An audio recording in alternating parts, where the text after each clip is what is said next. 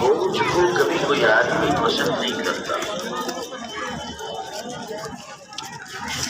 بوجھ اچھی چیز یا بوجھ بری چیز.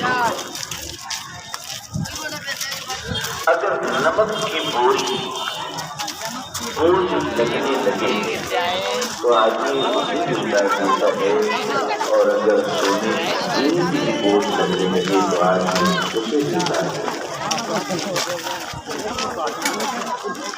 سوال اور دیش کی سوال یہ ہے کہ بوجھ بننا اچھی بات ہے. ایک ماں باپ کی اکلوتی اولاد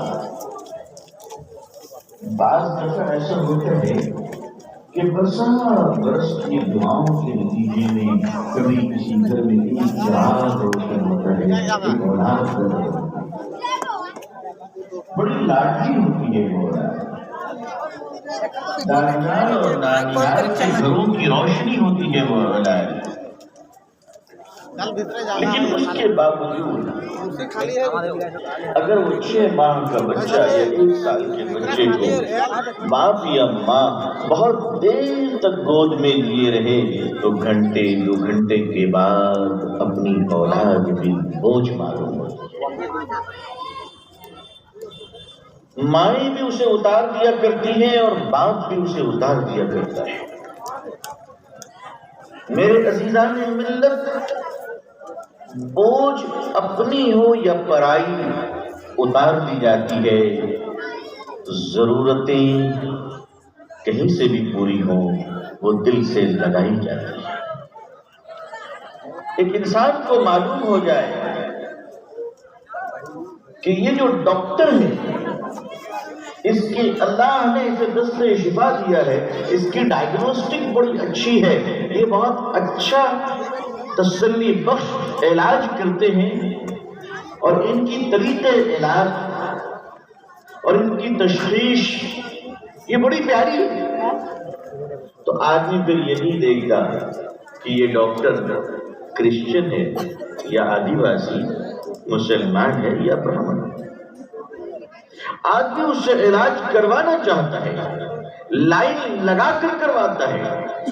اگر کوئی آدمی صبح و شام مسلمانوں کو گالیاں دیتا ہو اور مسلمان کو دیکھنا نہ چاہتا ہو اور مسلمانوں سے نفرت کرتا ہو, لیکن اسے اللہ نہ کرے کوئی ایسی بیماری ہو جائے جس کا علاج ایک مسلم ڈاکٹر کر سکتا ہے, تو آپ یقین مانیے وہ جو ساری زندگی مسلمانوں سے نفرت کرتا تھا وہ اپنی ضرورت کے خاطر اسی کی چوکھٹ پر بیٹھا ہوا نظر آئے گا. انسان جب ضرورت بنتا ہے تو دلوں میں بسایا جاتا ہے, اور جب بوجھ بنتا ہے تو اتار دیا جاتا ہے. ہم اور آپ ذرا غور تو کریں کہ ہم اور آپ اس ملک کی ضرورت ہیں یا اس ملک پر بوجھ بن چکے ہیں. ذرا کبھی سنجیدگی سے ٹھنڈے دماغ سے غور تو کریں کہ اتنی نفرت کی وجہ کیا ہے, اتنی جھگڑا کی وجہ کیا ہے, لوگ ہمیں دیکھنا کیوں نہیں چاہتے, ہمارے لیے زمین اتنی تنگ ہوتی ہوئی کیوں چلی جا رہی ہے, ہمارے تعلق سے ایک نیریٹو کیوں قائم ہو رہا ہے. سورے کے سورے لوگوں نے ایک ماحول جن بنیادوں پہ بنائی ہے, وہ بنیاد کیا ہے؟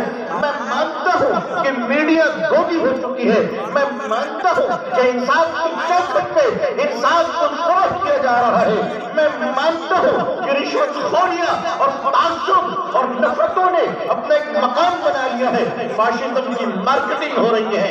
لیکن ان تمام دھواں اور ان تمام سیاہ بادلوں کے بیچ ایک زندہ قوم کی حیثیت سے میں اپنی قوم کو پکار کر کہتا ہوں کہ تم بتاؤ کہ آزادی کے 75 سال گزر گئے, تم اس ملک کی ضرورت بنے ہو یا بوجھ ہو. آخر ہم اپنے بارے میں کب طے کریں گے؟ اپنے سبوں کا حساب کتاب شروع کیا,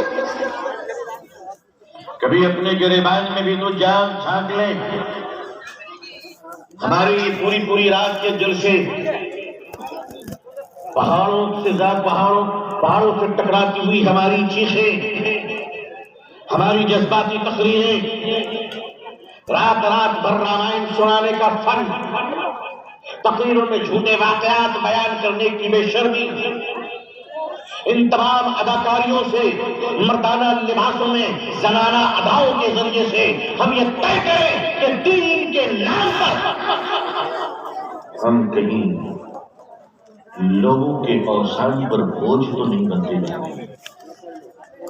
زندہ قومیں حساب کیا کرتی ہیں، مردہ قومیں کفن پہنا کر دفن کر دی جاتی ہیں۔ اگر آپ کو زندہ قوم بننا ہے میری قوم کے لوگوں، تو آپ کو دوبارہ ریویو کرنا پڑے گا، اپنا جائزہ لینا پڑے گا، اپنی آمدنی، اپنا حساب، اپنی انویسٹمنٹ، اپنے پیسے، آپ کے مال کہاں سے آ رہے ہیں اور مال کہاں جا رہے ہیں، یہ حساب قیامت کے دن تو دینے ہی پڑیں گے۔ میں کہتا ہوں کہ تھوڑا اس دنیا میں بھی حساب کر لو نا،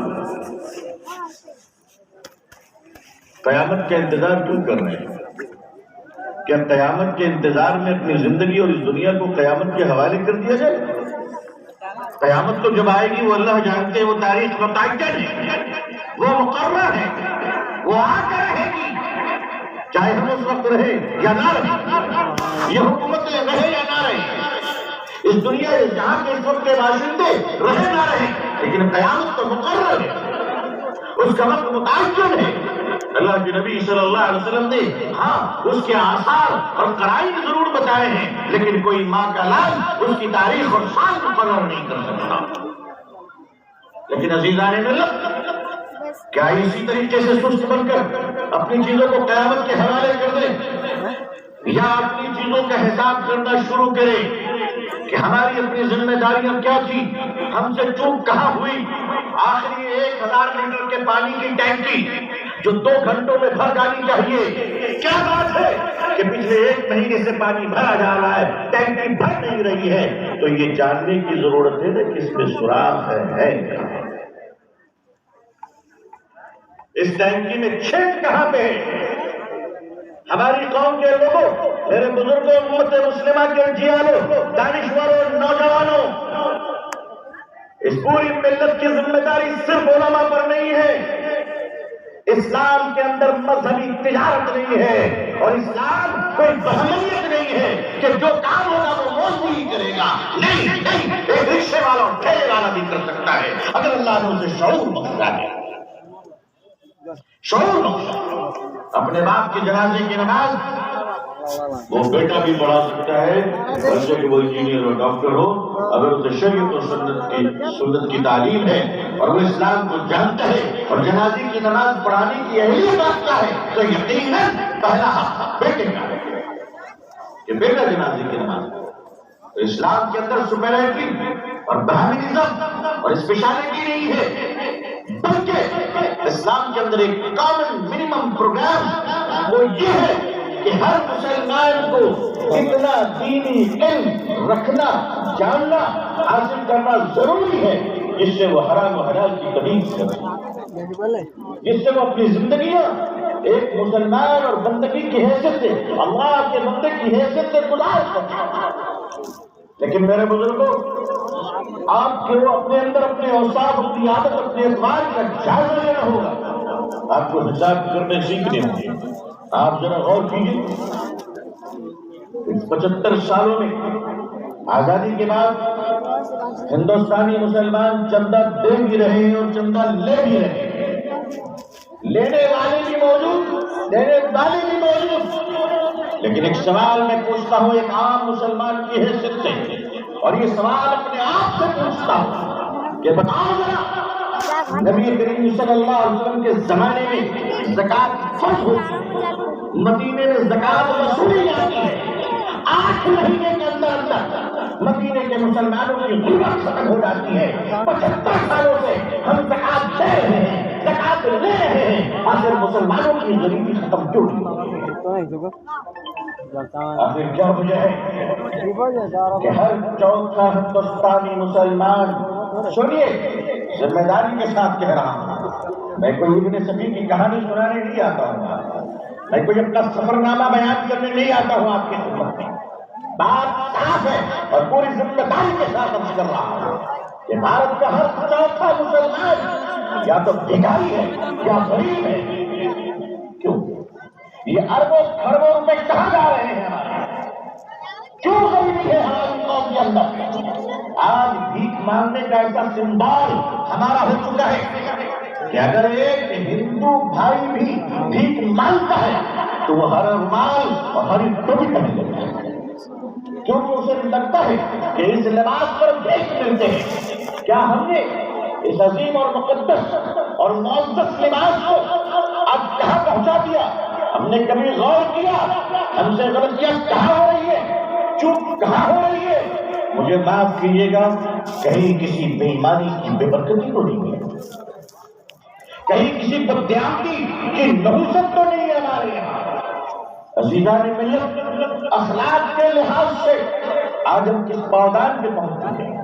مسلمانوں کا اخلاق، مسلمانوں کی بیہیویئر، مسلمانوں کا کیریکٹر، درجے کے ذرا سخت لفظ ہے لفظ کیریکٹر، لیکن میں اخلاق کو بیہیویئر سے ہی لے کر چلنا چاہتا ہوں، تھوڑی نرمیت کے ساتھ.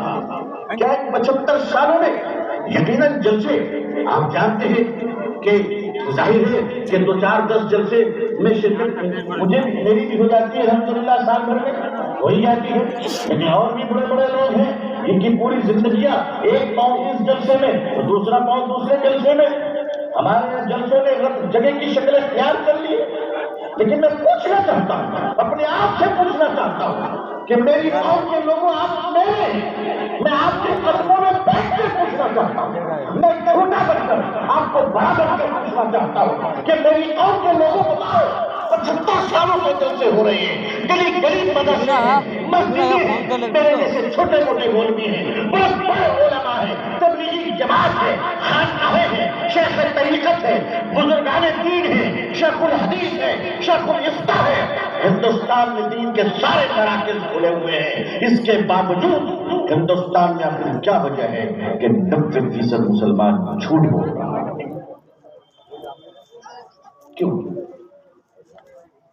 کیا ہم اس اخلاق کی تعمیر نہیں کر سکتے؟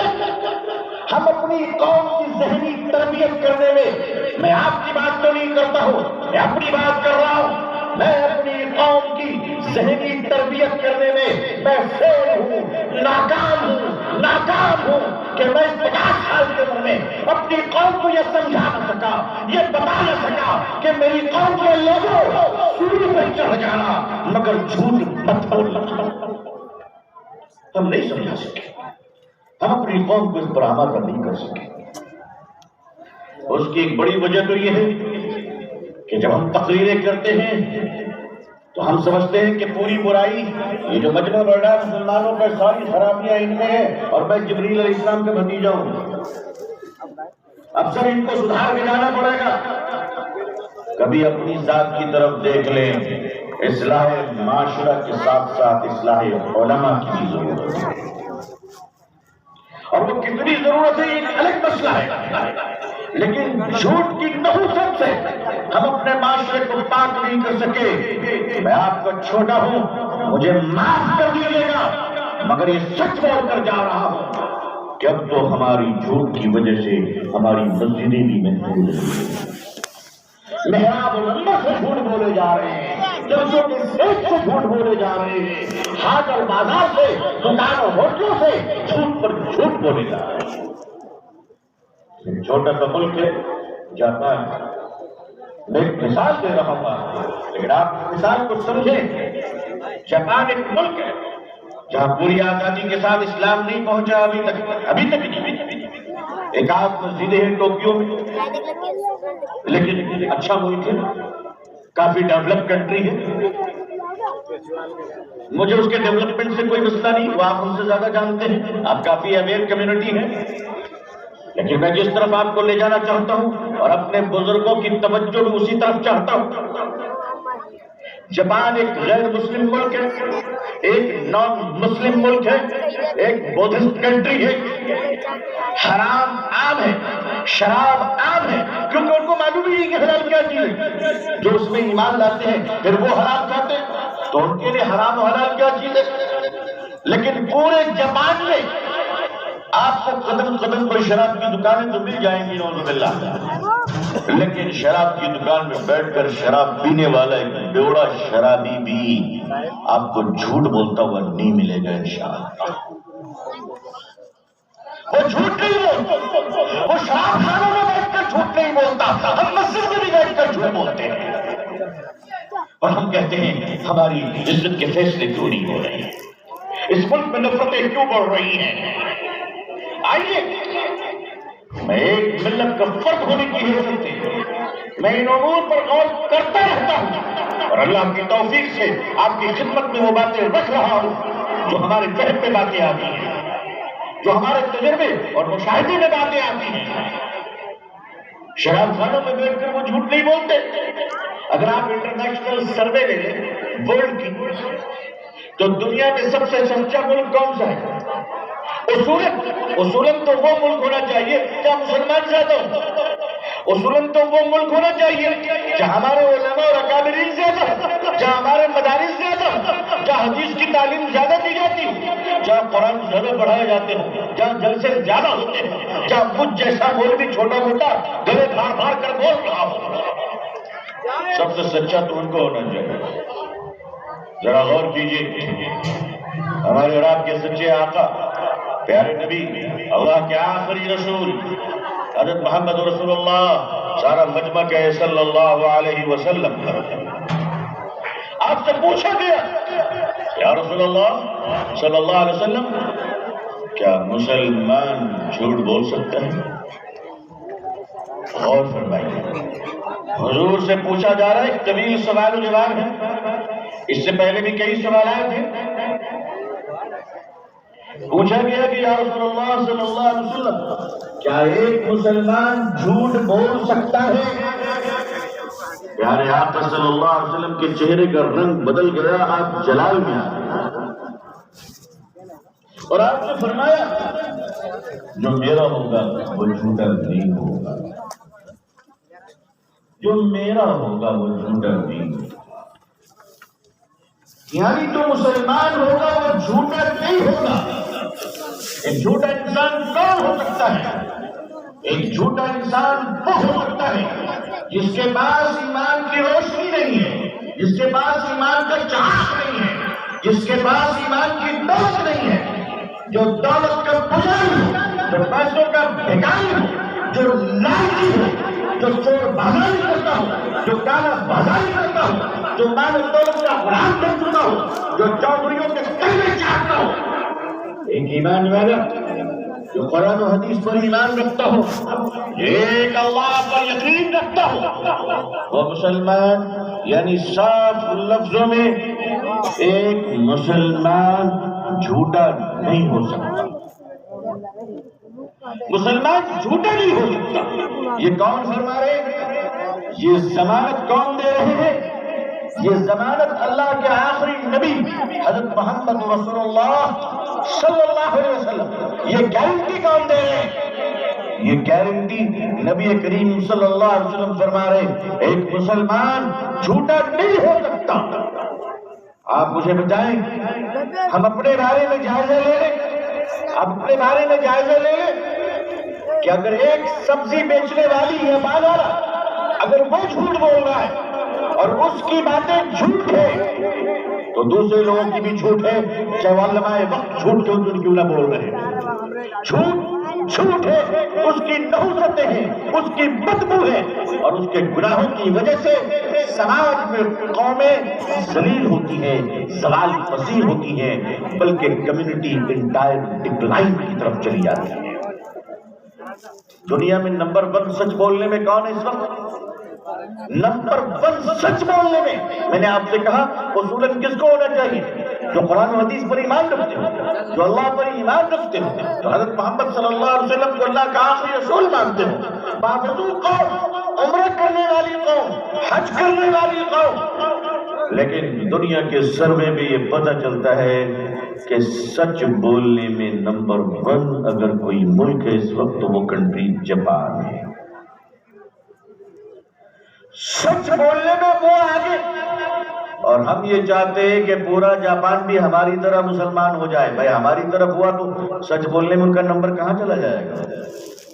آپ ذرا سوچیے، اگر ہم لوگ محنت کر کے ان کو مسلمان بنائیں اپنی طرح مسلمان، تو بیچارے کہاں پہنچ جائیں گے؟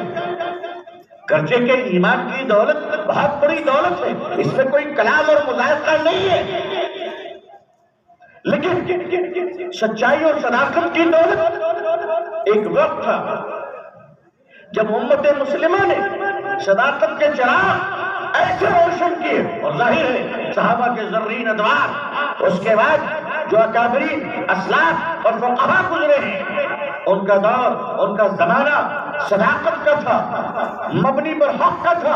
اور آج بھی الحمدللہ ایک سے اہل اللہ موجود ہیں، سلف صالحین موجود ہیں، جن کی ڈیوٹیوں سے صداقت کا چشمہ جاری ہوتا ہے الحمدللہ.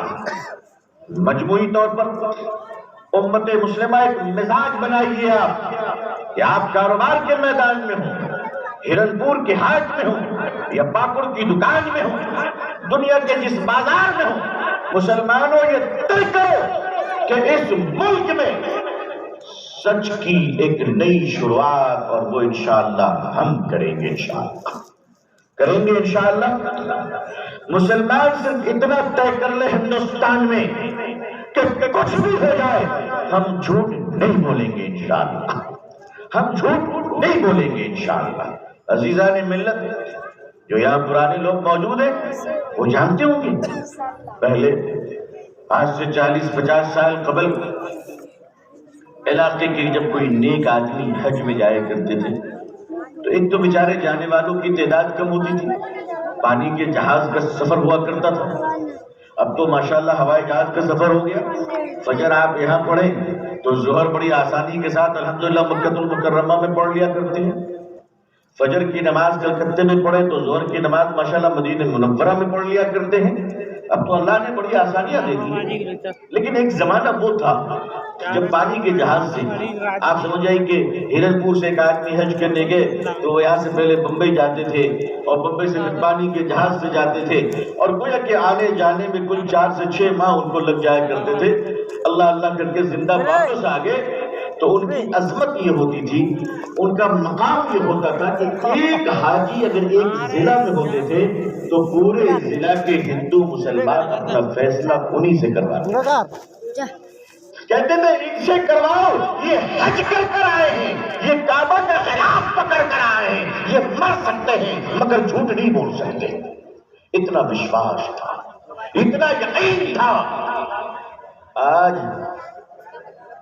ادھر جمع خوری کرتے ہیں، ادھر عمرہ میں پہنچ جاتے ہیں، ادھر یتیموں کا مال ہڑپا اور ادھر کعبۃ اللہ کا غلاف پکڑ لیا. کعبہ بھی سوچ رہا ہے بہت گندے ہو گئے، اس نے 3 سال کے لیے لاک ڈاؤن لگوا دیا تھا کہ بہت ہو گیا، 3 سال بالکل آنے مت دو کسی لوگوں کو. انہوں نے پورے ماحول کو گندا کر دیا ہے. اور اب تو مسلمان اتنا گھٹیا ہو گیا ہے کہ اگر حج اور عمرہ کرنے بھی جا رہا ہے اللہ کا بندہ تو اللہ کے گھر کی عظمت و خشیت کو سوچ کر نہیں بلکہ ٹور پیکج کے طور پر جاتا ہے، اور مطاف میں کھڑا ہو کر اپنی بیوی کو باہوں میں لے کر ایک موبائل سے سیلفی لیتا ہے. کعبہ پیچھے ہے، ہم تیرے آگے ہیں، اور یہ سیلفی فیس بک پہ ڈال کے پوری دنیا کو بتاتے ہیں دنیا والوں مجھے دیکھو، ہم گھر میں بھی آوارہ تھے، مکے میں بھی آ کے آوارہ ہی. ہماری چال نہ وہاں سدھری ہے نہ یہاں سدھری ہے. تمہیں دولت کا اتنا نشہ چڑھا ہوا ہے، تمہیں مال کا اتنا جنون چڑھا ہوا ہے کہ تم نے اس مبارک مقام تک کو نہیں بخشا. مدینہ منورہ میں جاتے ہیں، نبی کریم صلی اللہ علیہ وسلم کے روضہ اقدس پر اللہ سلام پڑھنے کا موقع عطا فرماتے ہیں. اتنا قیمتی اور ضروری موقع جسے مل جائے مسلمان اپنے نصیب پر رکھ کرے، مگر کم وقت ابھاگا بد نصیب انسان باہر بھی کھڑا ہو کر اپنی تصویریں لے رہا ہے، یہ سوچتا نہیں ہے کہ اللہ کے نبی کے دل پر کیا گزرتی ہوگی صلی اللہ علیہ وسلم.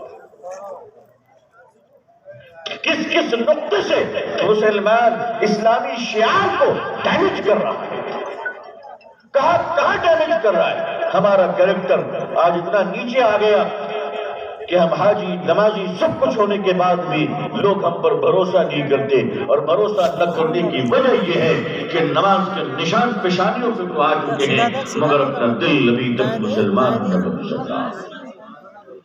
جب تک مسلمان کا قوم، ہم کم از کم میری قوم کے لوگوں، میرے بزرگوں، ایک مسلمان پوری دنیا کے ایمان اسلام کی فکر کرتا ہے، اچھی بات ہے، اچھی بات ہے، میں اسے غلط نہیں کہتا، اللہ آپ کے جذبات کو قبول فرمائے، لیکن میں آپ سے صرف ایک گزارش یہ کرتا ہوں کہ اے مسلمانوں، پوری دنیا میں اسلام کی سربلندی کا خواب ضرور دیکھو، پوری دنیا میں اسلام کی سربلندی کے لیے دعائیں ضرور کرو، لیکن میں تم سے اتنا کہتا ہوں کہ اے مسلمان، کم از کم اپنے ہاتھ کو تو پہلے مسلمان بنا لو۔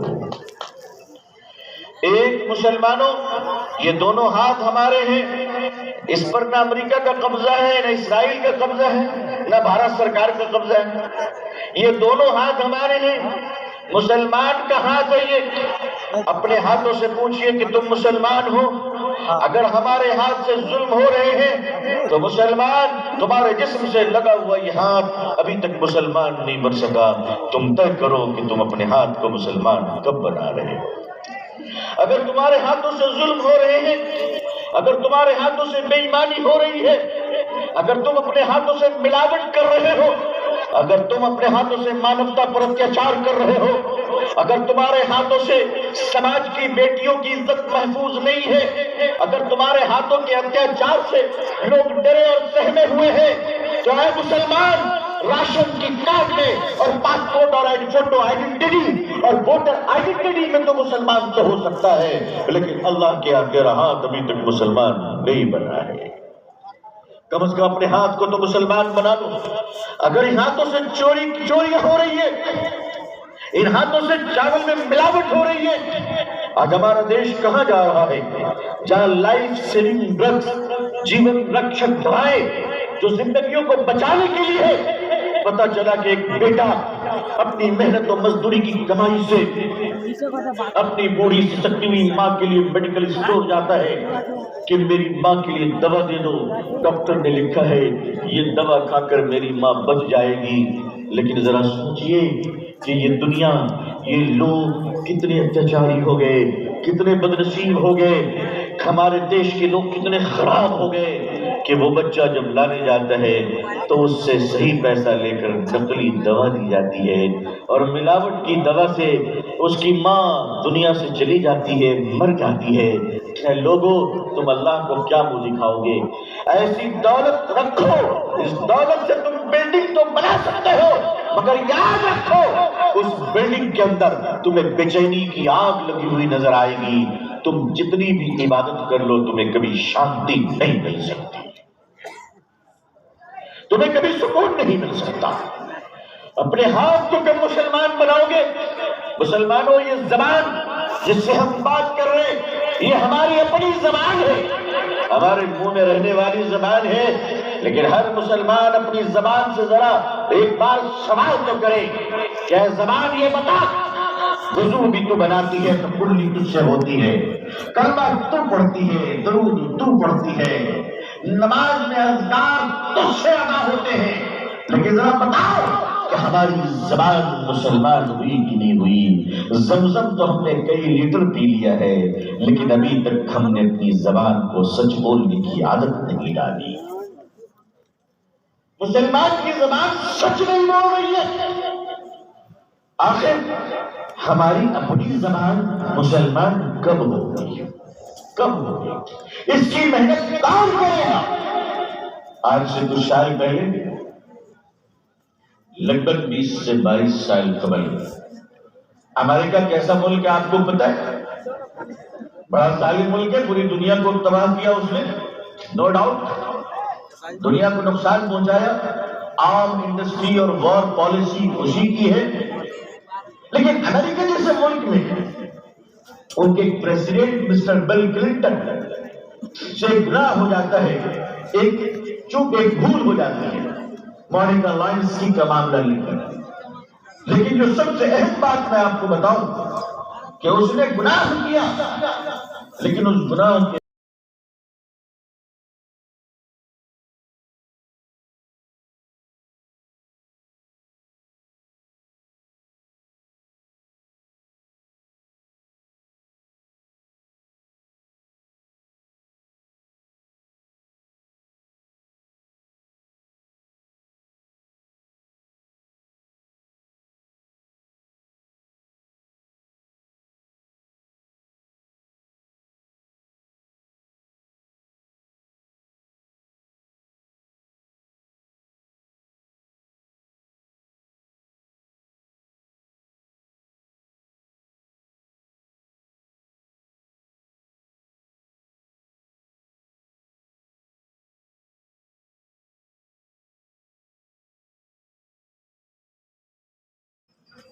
لیکن وہ راز میرے سینے میں رہے گا. میں اشاروں کی زبان استعمال کر رہا ہوں، اس لیے میں لوگوں سے کہتا ہوں اپنی انانیت اور تکبر سے نکلو. یہ سوچنا بند کر دو کہ ہم کچھ ہے اور تم کچھ ہو. ہم اور تم کچھ نہیں ہے. یہ جو ہمارا مزاج بن چکا ہے کہ ہم کچھ ہے، کوئی حیثیت نہیں ہے آپ کی، کوئی اوقات نہیں ہے آپ کی، آج کوئی پوچھنے والا نہیں ہے آپ کو. کہاں ہے آپ؟ کس دنیا میں ہے آپ؟ کون سی زندگی گزار رہے ہیں؟ ذرا باہر نکل کر دیکھیے تو آپ کو پتا چلے گا کہ ماحول میں نفرت کی گندگی کتنی ہے. اپنی گلی میں بیٹھ کر ہمیں اپنی قوت کا صحیح اندازہ نہیں ہوگا. عزیزان ملت، اگر ہم نے مجموعی طور پر اپنے ملت کی اور اپنے صف میں، ظاہر ہے کہ ملت کے لیے نمونہ کون ہے؟ ظاہر ہے کہ ملت کے اندر اصلاح کے کام کرنے والی جو جماعت ہے، جو انبیاء کے وارثین ہیں، سب سے پہلے انہیں اپنے آپ پر دیکھنا پڑے گا کہ ہمارے یہاں چھید کہاں کہاں ہو رہے ہیں. اسے ذرا ٹھیک کر لیں. اور اگر ہم نے وقت رہتے ہوئے اپنے حالات کا تجزیہ نہیں کیا، وقت رہتے ہوئے اپنا احتساب نہ کیا، تو مجھے معاف کیجیے گا، میں ایک جملہ آپ کے حوالے آج کر جا رہا ہوں، نوٹ کر لیجیے گا کہ آج کی اس بات کو ہمارے پاس موقع ہے کہ ہم سچائی کو عزت کے ساتھ تسلیم کر لیں، ورنہ شاید بہت جلد وہ وقت آنے والا ہے جب ہر شخص سچائی کو ذلت کے ساتھ ماننے پر مجبور ہو جائے گا. ذلت اور رسوائیوں کے ساتھ ماننے پر مجبور ہو جائے گا. پانی سر سے اوپر جا رہا ہے، حالات بے قابو ہو رہے ہیں. ابھی بھی چنیا بیگم بنی، ابھی بھی کبر و تکبر میں مست ہے، ایک دوسرے کو برداشت کرنے کو تیار نہیں. میں تو جب لوگوں کو سلام کرتا ہوں تو یقین مانیے سلام کرتے ہی میں چہرے کو دیکھتا ہوں، مجھے پتہ چل جاتا ہے کہ اس شخص کے دل میں اخلاص کتنا ہے اور غرور کتنا ہے. ایک السلام علیکم کے جواب سے ہی وہ تھرمومیٹر کافی ہے میرے لیے. مجھے اندازہ ہو جاتا ہے کہ یہ جو شخص بیٹھا ہے، میں جس سے سلام کر رہا ہوں اور مسافر کے لیے ہاتھ بڑھا رہا ہوں، اسے کتنی تکلیف ہو رہی ہے مجھ سے ہاتھ ملانے میں. مجھے اس کا اندازہ ہو جاتا ہے عزیزان ملت. میں کوئی دیہات میں اور جنگل میں بھانگ نہیں پیتا ہوں، مجھے اندازہ ہے اس بات کا. میں متکبروں کو پہچانتا ہوں، مغروروں کا چہرہ بتا دیتا ہے کہ کتنا مغرور ہے. میں آگاہ کر رہا ہوں، تنبیہ کر رہا ہوں کہ دعویٰ کرو اپنے غرور سے اور اللہ کے بندوں اور مخلوق سے محبت کرنا سیکھو، ورنہ نام و نشان تمہارا مٹ جائے گا. تم ہو کیا چاہو؟ ملک نے لڑائی لینی شروع کر دی ہے، قانون نے سر چڑھ کر بولنا شروع کر دیا ہے. اس کا علاج اور سلوشن صرف یہ ہے، طاقت نہیں شرافت ہے. ان تمام نفرتوں کا مقابلہ محبت اور شرافت کے بغیر نہیں کیا جا سکتا. چاہے آپ کتنی طاقتور ہو، آپ کتنی تیسمار خان ہو، آپ کتنی بڑے چودھری اور شیخ ہو، آپ کتنی بڑے بہوبلی کیوں نہ ہو جائیں، بہوبلی کیوں نہ ہو جائیں، نہیں. اللہ کی زمین میں، اس دنیا میں سب سے خوبصورت پودا، اس پودے کا نام محبت ہے. اللہ کی اس دنیا کے سب سے خوبصورت پودے کا نام محبت ہے، اور محبت کا پودا زمین پہ نہیں، انسان کے دلوں میں اگا کرتا ہے. مسلمانوں، دلوں کو جیتنے کی کوشش کرو. دلوں کو ہرانے کے چکر میں سب کچھ ہار مت جاؤ. جان چلا کر دلوں کو نہیں جیتا جا سکتا. حضور صلی اللہ علیہ وسلم کی پوری زندگی آپ اور ہم غور کریں. ہم سب کہتے ہیں اور مشہور اور بچپن سے سنتے آ رہے ہیں اور پڑھا بھی ہم نے یہی، اور یہی سچ بھی ہے. جب حضور صلی اللہ علیہ وسلم کو نبوت کب ملی بھائی؟ یہ مجمع بتائے کہ حضور صلی اللہ علیہ وسلم کو نبوت کس عمر میں ملی؟ 40 سال. مشہور ہے اور بالکل سچ ہے، بالکل صحیح ہے کہ نبی کریم صلی اللہ علیہ وسلم کو نبوت 40 سال کی عمر میں ملی. اب آپ بتاؤ یہاں پر بیٹھے ہوئے لوگوں، نماز فرض کب ہوئی؟ 40 سال کے بعد یا 40 سال سے پہلے؟ بھائی نماز کب فرض ہوئی؟ نبوت ملنے کے بعد نماز فرض ہوئی نا۔ حضور جب نبی بن گئے، میں جتنی بار حضور کا نام دوں کہیے صلی اللہ علیہ وسلم، حضور صلی اللہ علیہ وسلم کی نبوت کے اظہار اور اعلان کے بعد نماز کا حکم آیا، نماز فرض ہوئی۔ زکوٰۃ کب فرض ہوئی؟ نبوت کے بعد۔ قرآن اترنے کا سلسلہ کب شروع ہوا؟ نبوت کے ساتھ۔ روزے کب فرض ہوئے؟ نبوت کے بعد۔ تو گویا کہ پورے احکام میں اسلام اور پوری شریعت مطہرہ اور شریعت و سنت وہ 40 سال کے بعد ہے نا بھائی؟ یہ 40 سال سے کہہ سکتے ہیں کہ پورا اسلام 40 سال سے 63 سال کے درمیان 23 ایئرس 23 سال کی ایک شارٹ پیریڈ ہے جس میں حضور صلی اللہ علیہ وسلم پر اسلام کو مکمل کیا گیا، حضور صلی اللہ علیہ وسلم پر قرآن کریم کو مکمل کیا گیا۔ اب ایک سوال اٹھتا ہے کہ نماز 40 کے بعد، روزے 40 کے بعد، حج، زکوٰۃ، شریعت، سنت، طریقت، فقہ، مسائل، یہ ساری چیزیں 40 سال کے بعد۔ تو مسلمانوں یہ بتاؤ کہ جب سب کچھ 40 سال کے بعد ہی ہوا تو حضور صلی اللہ علیہ وسلم 40 سال پہلے مکے میں کیا کر رہے تھے؟ سوال اٹھتا ہے کہ نہیں اٹھتا ہے؟ آدمی کی زندگی کی یہ پہلو چھوڑ تو نہیں سکتے۔ 40 سال ایک لانگ پیریڈ ہے، بلکہ زمانے نبوت کم ہے، 23 ایئرس ہے، اور جو 40 سال کے پہلے کے زمانے میں 40 ایئرس، یعنی بچپن، جوانی اور پھر 40 سال کی پختہ عمر۔ تو سوال اٹھتا ہے کہ 40 سال پہلے حضور کیا کر رہے تھے صلی اللہ علیہ وسلم؟ حضور مکے میں کیا کر رہے تھے؟ کیوں؟